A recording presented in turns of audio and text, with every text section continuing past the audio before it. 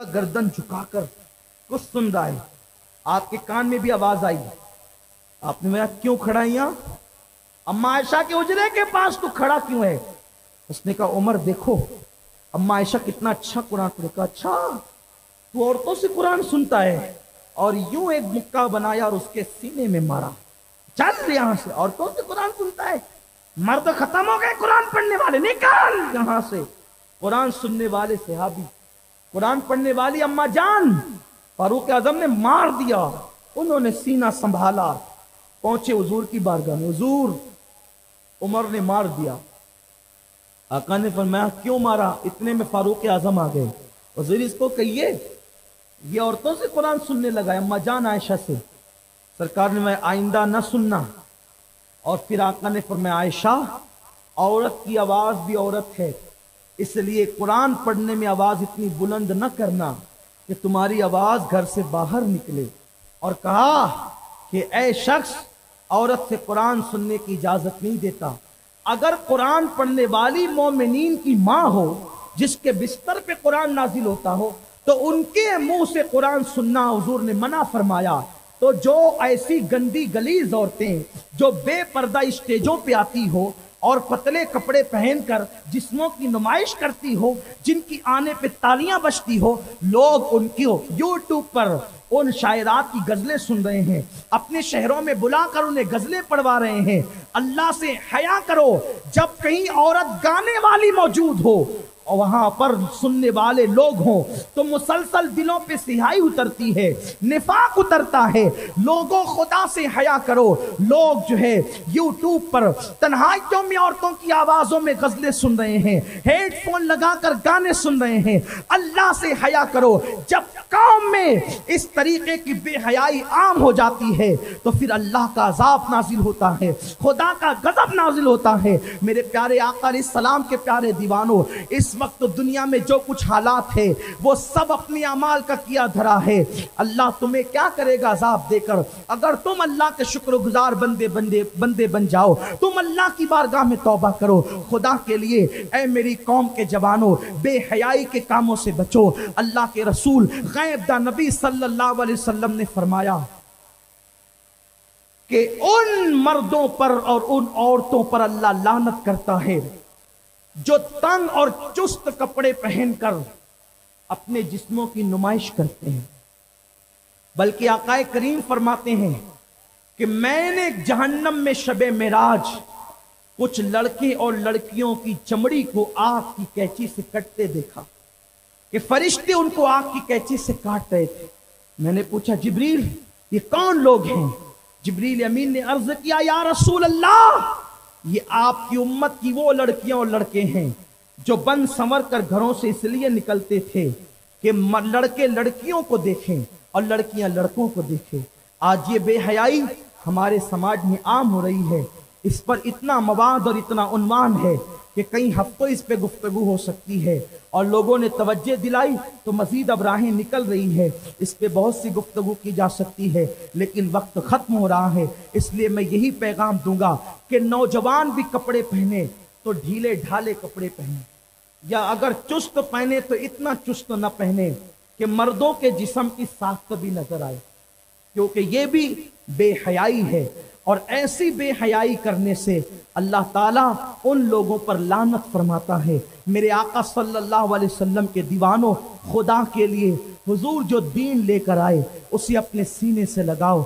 मुशरिकीन की राह पे न चलो, काफिरों की राह पे न चलो, हीरो हीरोइन की राह पे न चलो, क्योंकि अल्लाह एक मर्तबा जिस पे लानत कर देता है फिर उसकी बनी बिगड़ जाती है और वो तबाह बर्बाद हो जाता है। तो तंग और चुस्त लिबास पहनने वालों पर ऐसा कि जिस्म के साख्त नजर आए, जिस्म के नशीबो फराज नजर आए। अल्लाह अकबर। अगर मर्द भी इतना चुस्त और तंग लिबास पहने तो उसके जिस्म को देखकर मर्द के जज्बात खुद भड़केंगे। मर्द के सामने आएगा तो दिलो दिमाग में गलत ख्यालात और गलत वसवसात पैदा होंगे। इसलिए बल्कि माज़अल्लाह अब लोग तो इतने बेहया हो गए, मुझे कहते हुए भी हया आती है।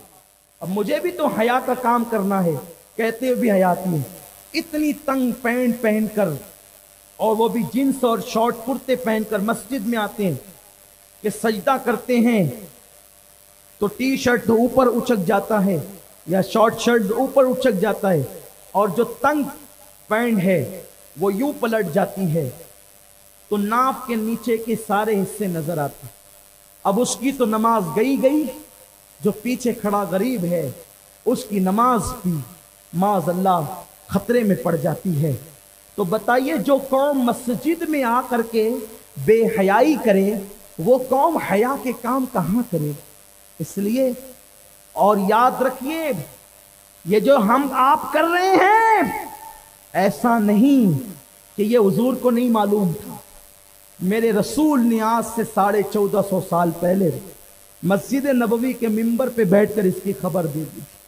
آقا نے فرمایا ایک دور آئے گا کہ لوگ بے حیائی کے کام کریں گے، مرد ننگے ہو جائیں گے، عورتیں ننگی ہو جائیں گی۔ صحابہ نے منہ چھپا لیے، یہ جملہ سن کر لوگوں نے منہ چھپا لیے اور عرض کیا یا رسول اللہ ایسا بھی ہوگا، لوگ ننگے گھومیں گے؟ آقا فرماتے ہیں ہاں، کچھ تو مکمل ننگے گھومیں گے، کچھ تو کپڑے پہن کر ننگے ہوں گے۔ بس کی حضور کپڑے پہن کے ننگے؟ آقا فرماتے ہیں ہاں، یا تو پتلے پہنیں گے یا موٹے پہن کر اتنے تنگ پہنیں گے کہ کپڑے پہن کر بھی ان کے وہ جسم کے اعضاء نظر آئیں گے جس کا دیکھنا اور دکھانا حرام ہے۔ اب میں اس کے آگے کوئی تبصرہ نہیں کر سکتا، میری زبان حیا خاموش ہے، لیکن آج لوگ کہتے ہیں روزی کی تنگی، روزی کی تنگی مطلب مولانا تعویذ دیجئے۔ میں کہتا ہوں جہاں کسی نے جادو کیا ہو اور روزی تنگ ہوئی ہے وہ تعویذ سے حل ہو سکتی ہے، لیکن آپ کی بے حیائی کی وجہ سے خدا آپ پہ لعنت کرے اور اس پر اس کی تنگی آ جائے تب وہ تعویذ سے ختم نہیں ہو سکتی۔ بے حیائی کا خاتمہ ہوگا تب کہیں جا کر کے آپ کی رزق کی تنگی ختم ہوگی۔ آپ ننگے سر گھوم رہے ہیں، یہ بے حیائی ہے۔ ننگے سر کھانا پینا، ننگے سر استنجا کرنا، بیت الخلاء میں جانا، اس سے روزی تنگ ہوتی ہے، اس سے رزق میں تنگی آتی ہے، بلکہ روزی کی تنگی اس پر بھی آتی ہے، ننگی ننگی گندی گندی بے حیائی کی مذاق کرنا۔ آقا کریم نے فرمایا اس سے بھی اللہ روزی کو تنگ فرما دیتا ہے، روزی سے برکت اٹھا لی جاتی ہے۔ لیکن یہاں دیکھو جب یہی بات چھوٹے سے بچے کو گالی، ارے ڈھوٹا اگر ڈھوٹا جو ہے وہ بیٹھ گیا اور تاغ اجڑ گئے تو ہمارا مزدور تاغ کو گالی دیتا ہے، لوم کو گالی دیتا ہے۔ یہ ہنسنے کی بات نہیں ہے، ہنسنے کی بات نہیں ہے۔ میں نے قصاب کو دیکھا ہے چھری چلا رہا ہے، نہیں چل رہے تو چھری کو گالی دے رہا ہے، لوم مزدور تاغ اجڑ گیا تو تاغ کو گالی دے رہا ہے، ارے رستے میں کیچڑ آ گیا تو رستے کو گالی دے رہا ہے۔ تو کتنا بے حیا ہو گیا مسلمان۔ سرکار غریب نواز فرماتے ہیں جس نے گالی دی اور توبہ نہیں کیا مجھے ڈر ہے جب وہ مرے گا تو کافر ہو کر مرے گا۔ آپ نے گالی کو سمجھا کیا ہے، لیکن چونکہ حیا کا خاتمہ ہوا اس لیے یہ ساری تباہی مچی۔ تو یاد رکھیے حیا کا پیکر بنیے۔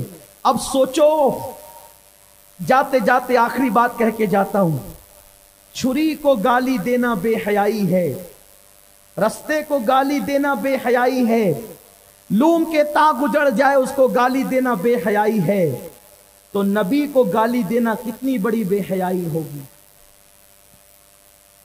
آپ کہیں گے کیا دنیا میں کوئی ایسا بھی ہے جو نبیوں کو گالی دیتا ہے، ولیوں کو گالی دیتا ہے؟ میں کہتا ہوں ہاں، تمہارے درمیان کچھ لوگ ہیں جو نبیوں کو گالی دیتے ہیں، ولیوں کو گالی دیتے ہیں۔ گالی کا مطلب کسی کے مرتبے سے اس کو نیچا کہنا، یہ گالی ہے۔ جیسے آپ کسی انسان کو کہے کتا، یہ گالی ہے۔ انسان کو کہہ دے کتا، یہ گالی ہے۔ اور آپ نے انسان کو، کسی مومن کو کتا کا گالی دی۔ غریب نواز کہتے ہیں اگر توبہ نہیں کی، معافی نہیں مانگی تو مرنے سے پہلے ڈر ہے کہ کافر ہو جائے گا۔ بتاؤ، انسان کو کتا کا یعنی مرتبے سے گھٹا دیا، اتنا بڑا گناہ۔ تو اللہ نے اپنے نبی کو علم غیب دیا، تو نبی کے علم غیب کا انکار کرنا یہ نبی کو گالی دینا ہے۔ اللہ نے نبی کو حاضر و ناظر بنایا، یا ایھا النبی انا ارسلناک شاہدا، یا نبی ہم نے تمہیں حاضر و ناظر بنایا۔